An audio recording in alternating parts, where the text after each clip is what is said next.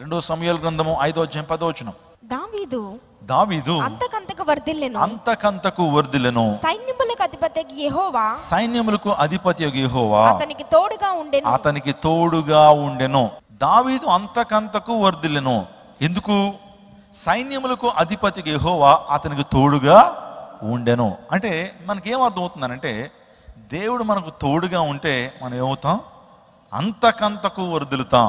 ఈ రోజున దేవుని తోడు నీకుందా? Are you carrying the presence of God wherever you go? నువ్వు ఎక్కడికైతే వెళ్తున్నావో దేవుని ప్రెజెన్స్ని మోస్తున్నావా? దేవుడు నీతో వస్తున్నాడా? దేవుని తోడు నీకుందా? ఒక నీడవలే ప్రభువు నిన్ను వెంటాడుతున్నాడా? ఆలోచన చేయండి. దేవుడు ఎవరికి తోడుగా ఉంటాడు? దేవుడు ఎవరికి వెన్నంటి ఉంటాడనంటే, ఆయన యందు భయభక్తులు కలిగిన వారి జీవితాల్లో దేవుడు తోడుగా ఉండి వారిని నడిపిస్తాడని దేవుని లేఖనం సెలవిస్తున్నాయి. దావీదుకు దేవుడు ఎందుకు తోడుగా ఉన్నాడు? ఎప్పుడు ఆలోచన చేశారా? దావీదుకే తోడుగా ఉండటం ఎందుకు? అంతకంతకు ఎందుకు దావీదు వర్ధిల్లాడు? నేను ఎందుకు వర్ధిల్లేకపోతున్నాను? దావీదులో ఉన్నటువంటి శ్రేష్టమైనటువంటి గుణాలేంటి? దావీదు గురించి దేవుని వాక్యం చెప్తుంది, నా హృదయానుసారుడైనటువంటి మనుషుడు అని ప్రభువు చెప్పాడు.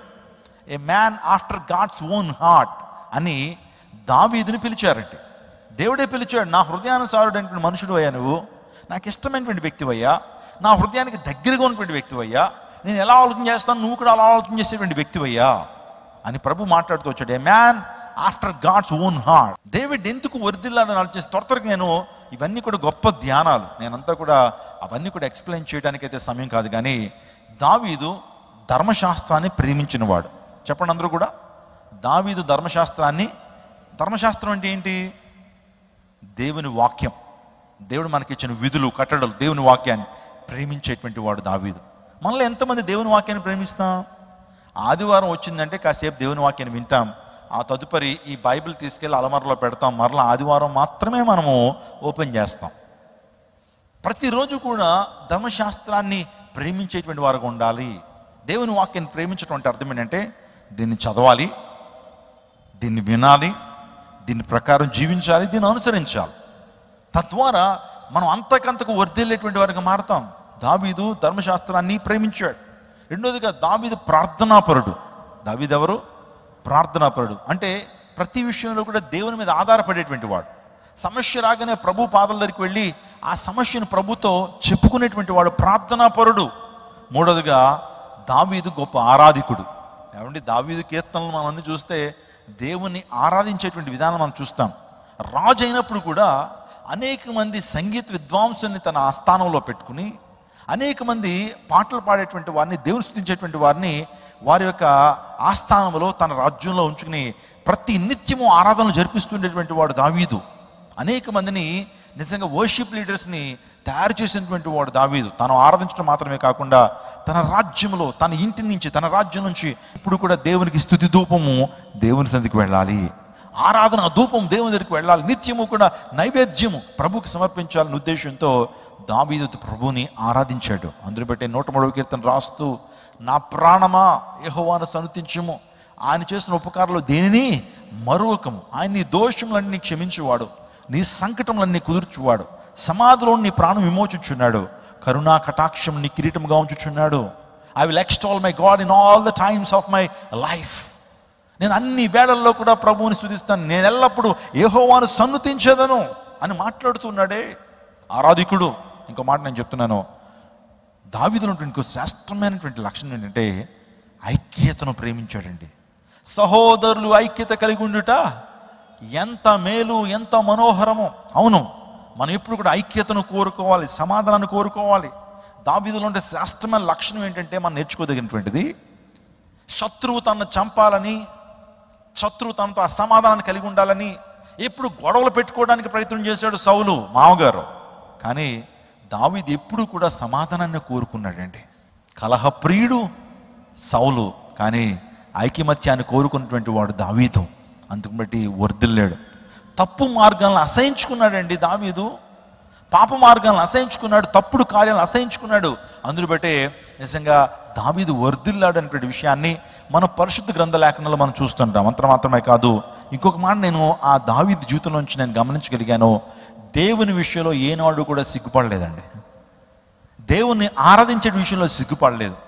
దేవుని ఘనపరిచే విషయంలో సిగ్గుపడలేదు. దేవుని మహింపరచడం ఎప్పుడు కూడా సిద్ధంగానే ఉన్నాడు. ఎప్పుడు కూడా ఉత్సుకతను చూపించేటువంటి వ్యక్తి దావీదు. తన రాజ్యంలోకి వస్తున్నప్పుడు దేవుని ఆరాధిస్తూ వస్తున్నాడు. వస్తుంటే మీకాలు అనుకుంది, రాజా నువ్వు అసలు రాజు కదా, నీ స్టేటస్ ఏంటి? నువ్వు ఆ విధంగా నాట్యం చేస్తూ దేవుళ్ళు ఆరాధిస్తూ ఆ మైమరిచిపోయి దేవుని స్తుతిస్తావేంటి?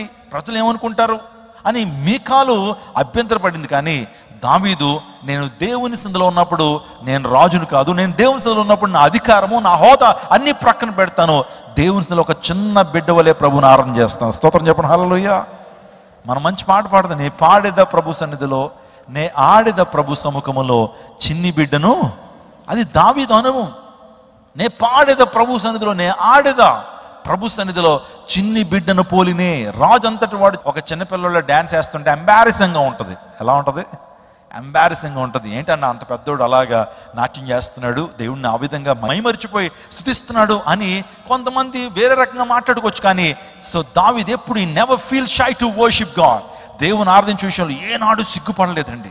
ఒక మంచి కార్యక్రమాన్ని జరిగించడానికి, ఒక మంచి కార్యాన్ని తలపెడుతున్నటువంటి దావీదు ఏనాడు కూడా ప్రభు కొరకు సిగ్గుపడలా. అందును బట్టే దావీదు వర్ధిల్లాడండి. నిజంగా ఎవరైతే దావీదు వలె జీవిస్తారో వారు దీవించబడతారు, వారు వర్ధిల్లుతారు. దావీదు ఎంత వర్ధిల్లాడండి. చిన్న ప్రార్థన చేసేవాడు. ప్రభువా, ఆ సియోను కొండ మీద ప్రభు నీ సింహాసనం స్థాపించబడాలయ్యా, నేను ఎక్కలేనంత ఎత్తైన కొండకి ఎక్కించయ్యా, నేను ఎక్కలేనంత ఎత్తైన కొండకి ఎక్కించయ్యా. ఆ యెరూషలేము కొండ మీద, ఆ సియోను కొండ మీద యెబూసీయులు అనేటువంటి శత్రువులు ఆక్యుపై చేశారయ్యా. నిశ్చిత్తమైతే ప్రభు ఆ ప్రాంతాన్ని నాకు ఇవ్వయ్యా, ఆ ప్రాంతంలో నీ సింహాసనం స్థాపించబడాలి అని కోరుకున్నాడు దావీదు. నిజంగా దేవుడు ఎక్కించాడా లేదా? ఏ యెరూషలేము కొండ మీద అయితే, సియోను కొండ మీద సింహాసనం అనేటువంటిది స్థాపించబడాలని కోరుకున్నాడో అదే సింహాసనం మీద దేవుడు దావీదును కూర్చోండబెట్టాడు. హల్లెలూయా. ఒక గొర్రెల కాపరిని తీసుకెళ్ళి ఆ రాజ్యానికి రాజుగా ప్రభు చేశాడనంటే దావీదు దేవునికి హృదయానుసారుడు. దావీదుకు దేవుడు తోడుగా ఉన్నాడు. హల్లెలూయా. ఎవరికైతే ప్రభు తోడుగా ఉంటాడో ఆ పరలోక రాజ్యంలో ప్రభు ప్రక్కన కూర్చున్నటువంటి ఆ గొప్ప యోగ్యతను ప్రజలు పొందుకుంటారనే విషయాన్ని మనం గమనించాలా. అందరికీ శుభవార్త. ప్రతి ఆదివారం 10,000 మంది ఒక చోట చేరి దేవుణ్ణి ఆరాధిస్తున్న జీవం గల దేవుని సంఘం. స్వస్థత, విడుదల, అభిషేకం పొందాలనుకుంటున్నారా? దురాత్మ శక్తుల నుంచి విడుదల కావాలా? ఆర్థిక ఇబ్బందుల నుంచి విడుదల కావాలా? సంతానలేమితో బాధపడుతున్నారా? కుటుంబ సంక్షేమం కొరకు ప్రత్యేక ప్రార్థనలు కోరుకుంటున్నారా? శాంతి లేక ఆత్మహత్య చేసుకోవాలనుకుంటున్నారా? నిజమైన ఖచ్చితమైన వాక్యం చేత బలపడాలని ఆశిస్తున్నట్టయితే రండి. క్రైస్ట్ టెంపుల్ మీ కొరకే. ప్రతి ఆదివారం 4 ఆరాధనలు జరుగుతున్నాయి. మొదటి ఆరాధన ఉదయం 6 గంటలకు, రెండవ ఆరాధన ఉదయం 8 గంటలకు, మూడవ ఆరాధన ఉదయం 10 గంటలకు, నాల్గవ ఆరాధన సాయంత్రం 6:30 జరుగును. స్థలం Christ Temple, Mary Stella indoor stadium, Pantakaluva road, NTR circle, Vijayawada. ముఖ్య ప్రసంగికులు ప్రపంచ వ్యాప్తంగా వాక్యమునందించి కోట్లాది మందికి దీవెనకరముగా ఉన్న మన దైవజనులు రెవరెండ్ డాక్టర్ పాల్ ఇమాన్యుయల్ గారు మరియు నిస్సీ పాల్ గారు శక్తివంతమైన సందేశాలను అందించి ప్రతి ఒక్కరి కొరకు ప్రత్యేక ప్రార్థనలు చేయుదురు. హృదయాలను హత్తుకునే అద్భుతమైన స్తుతి ఆరాధన సాక్ష్యాలు, ప్రతి విశ్వాసిపై ప్రత్యేక శ్రద్ధ, గృహ దర్శనాలు, ఇంకా మరెన్నో. ప్రతి ఆరాధనలో 1000 మంది ప్రజలు పాల్గొంటూ ఆత్మీయముగా బలపడుచున్నారు. పాటలు, ఆరాధన, వర్తమానముల ద్వారా దేవుని ఆత్మీయ కార్యములు అనేకులు పొందుకుంటున్నారు. విజయవాడ చుట్టుపక్కల ప్రాంతాల నుంచే కాక 100 కిలోమీటర్ల దూరం నుంచి ప్రజలు వచ్చి ఆత్మీయ మేలులు పొందుచున్నారు. ప్రతి ఆదివారం హోలీ కమ్యూనియన్ సర్వీస్. దూర ప్రాంతము నుండి వచ్చు వారికి ప్రేమ విందు కలదు. కుటుంబాలతో రండి.